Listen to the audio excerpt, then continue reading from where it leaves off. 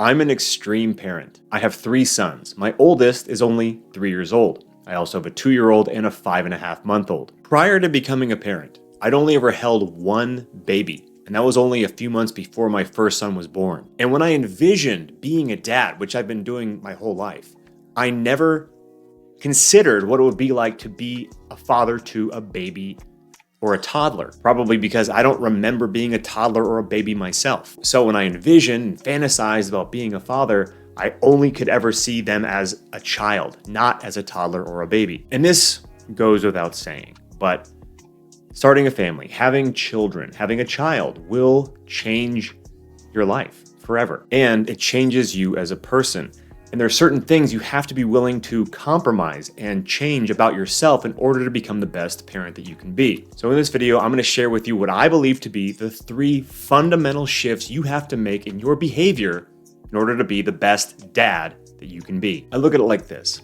Being a father is building my character. And before I go on, I think it's important to define what the word character actually means. Character comes from the Greek word character, which means to chisel, or the mark left by a chisel. So what does a chisel do? A chisel strips away waste material from an object, the stuff that gets in the way, to get to the essential thing, the thing that really matters. So your character is who you are after you've chiseled away all the unnecessary material. And fathering my 3 boys is relentlessly chiseling my character every day, and probably will continue to do so for the rest of my life. The first thing I had to change and learn and implement after becoming a father was calmness, or the power of calmness. I'm a goals-driven person, and every day, the first thing I do in the morning is write down my top 10 goals. And the first one is always the same. I remain calm in every situation. Am I calm in every situation? Not yet. But I'm a lot calmer than I used to be, and by setting that intention for myself every single day, I'm able to remain calm much more easily than before, and it's becoming more second nature. Having 3 very, very small boys forces me to face myself and who I am every single day. No flaw is safe.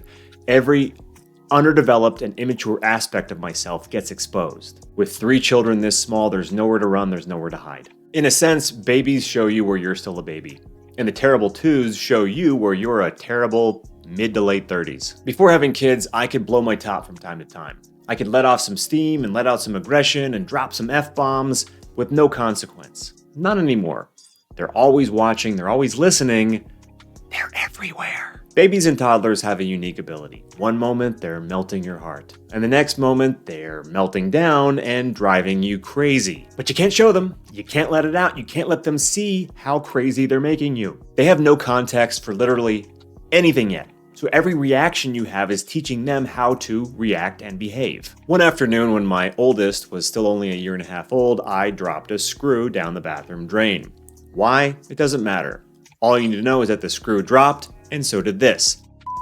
Now he, being 1.5 years old, didn't repeat the word exactly, but he did say, "Fa!" And then he ran around the house laughing, saying, "Fa, fa, fa!"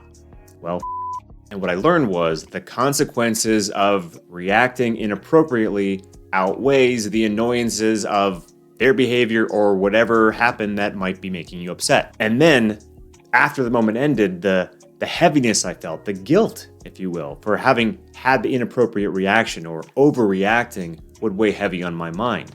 And that would be a worse feeling than whatever the frustration I was dealing with was. And here's a quote about calmness that I love by some guy named William George Jordan. William George Jordan. Calmness is the rarest quality in human life.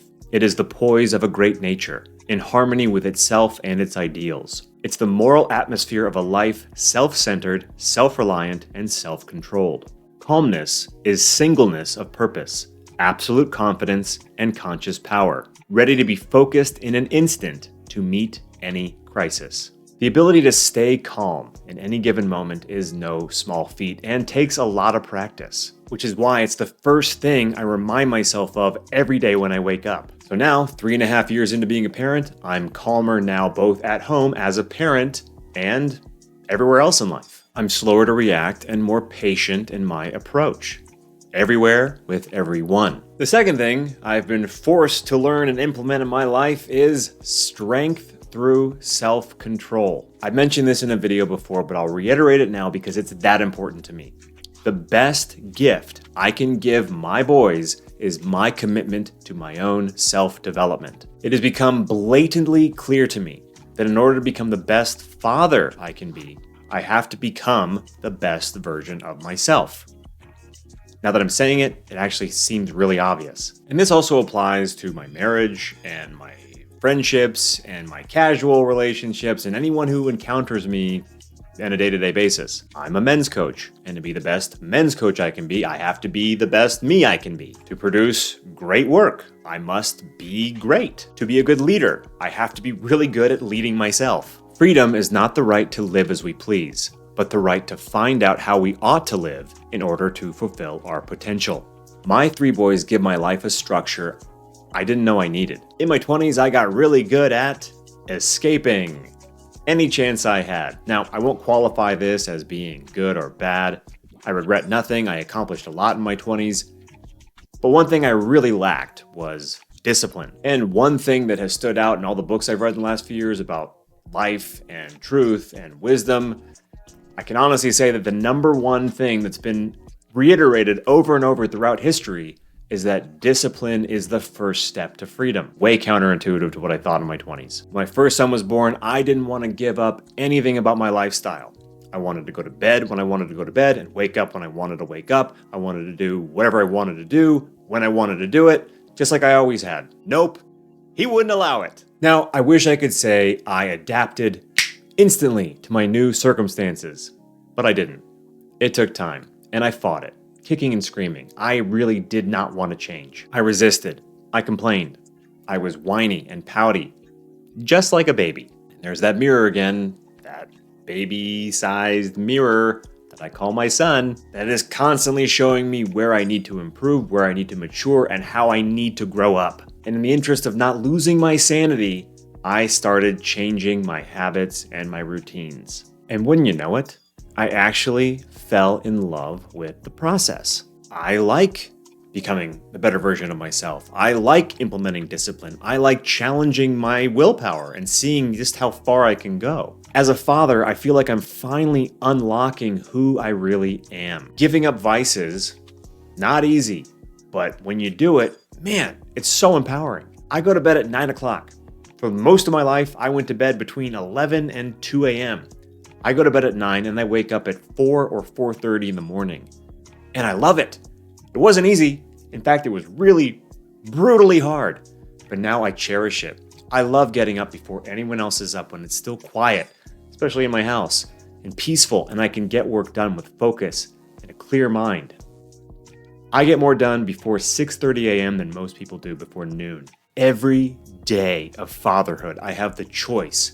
Be selfish or be selfless. It's not always easy. Sometimes it sucks, but being selfless is always more helpful to my family. And the rewards from that are way more gratifying than those of immediate satisfaction and pleasure.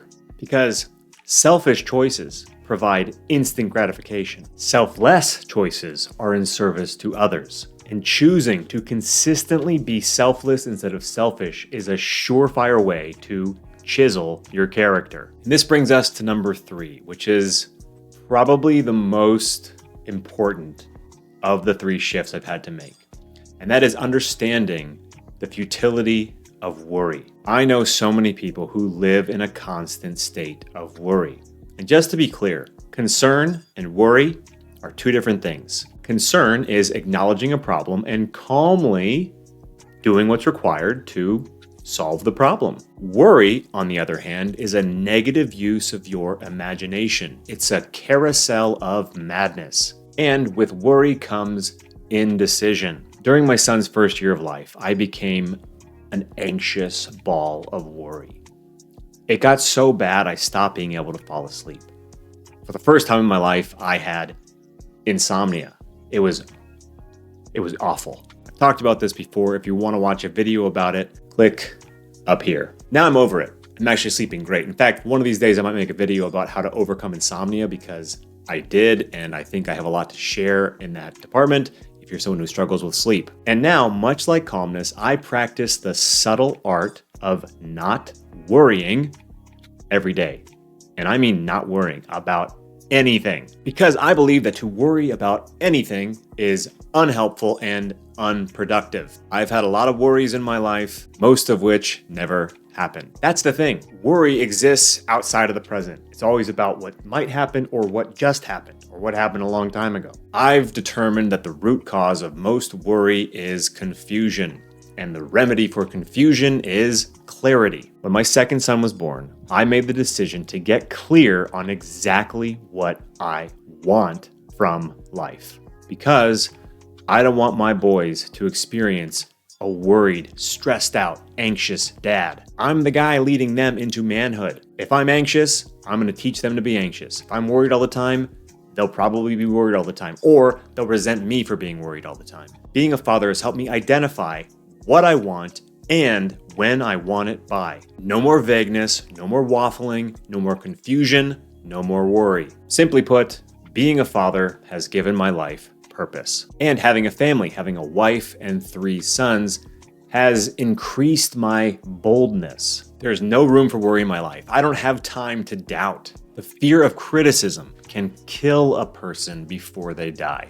I just made a video about this. You can watch it here. Admittedly, fear of criticism has played a part in my life before. I have gone through moments where I really was afraid of it. But something about being a dad has, like I said, made me more confident, increased my boldness, and I don't have time to worry about other people's opinions. I trust myself more now that I'm a father. And in those moments when I do hesitate, when I am nervous about something, all I have to do is think about my boys, and that fear evaporates. Everything I'm doing now is for them. Now, all that to say, have I completely just eradicated worry from my life? No, not yet, but I certainly worry way less than I used to. Supporting a family of 5 makes it so that success is no longer an option, it is a necessity, it's required. So any moment spent worrying, any time spent being anxious, is time I will never get back. And time wasted, because if I'm worrying about something, I'm probably not being productive. Which brings me back to concern. Am I concerned about certain things going on in the world? Certain aspects of our reality? Yes, of course I am. But I'm not worried. Not anymore. Because I'm a father. Children, now and forever, will always represent hope for the future. Don't lose faith. All is not lost. Especially if me and my boys have anything to say about it. This time, like all times, is a very good one if we know what to do with it. Men, fathers, once and future fathers, if you're struggling with anything, let me know. Book a call and see if my program, The Self-Reliant Way, is a good fit for you. Thanks for watching. If you're new to the channel, please subscribe, and I'll see you in the next one. William George Jordan.